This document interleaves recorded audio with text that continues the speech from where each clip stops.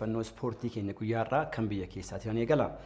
Koomishiniin ispoortii federaalaa fi ministeerri barnootaa dagaagina ispoortii irratti waliin hojjechuudhaa fi waliigaltee mallatteessan. Koomishiniin ispoortii federaalaa fi ministeerri barnootaa guddina ispoortii biyyattii sadarkaa barbaadameen ga'uuf haala waliin hojjechuu isaan dandeessu irratti magaalaa Adaamaatti waliigaltee mallatteessaniiru. Kaayyoo waliigaltee qaamota kanneen lama gidduutti mallattaa'ee fi manneen barnootaa keessatti barattoota hirmaachisuun sochii ispoortii taasisuun barattoonni qaamaa fi sammuun cimanii bahuun cinatti dhaloota fayya qabeessaa fi boru biyyattii ceesuu horachuuf kan gargaaru ta'uutu himame. Waliigalticha irratti kan argaman Koomishinii Ispoortii Federaalaa Obbo Eeliyaas Shukur guddina ispoortiif gaheen dhaabbilee barnootaa qabanii olaanaa ta'uu himaniiru. Waliigalteen qaamoleen lameen mallatteessan guddattoota irratti hojjechuu dabalatee oolmaawwan ispoortii babal'isuu fi dandeettii ogeessotaa guddisuu keessatti iddoo olaanaa qaba jedhameera.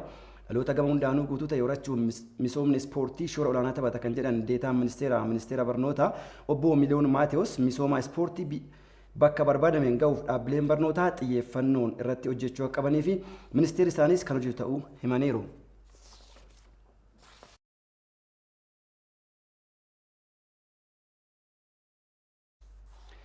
Dirreen ispoortii kutaa bulchiinsa magaalaa Laaftootti argamu yeroo gabaabaa keessatti kan haaromfamu ta'uu bulchiinsi magaalaa Finfinnee beeksise.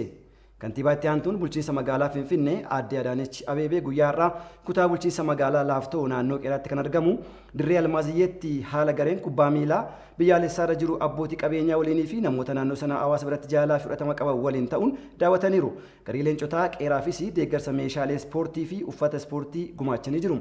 Dirreen Almaaziyyee dirree guddaa miseensota taphattoota garee biyyaalessaa Itoophiyaa dabalatee taphattoota gurguddoo hedduuf ka'umsaa ta'uu isaa himameera.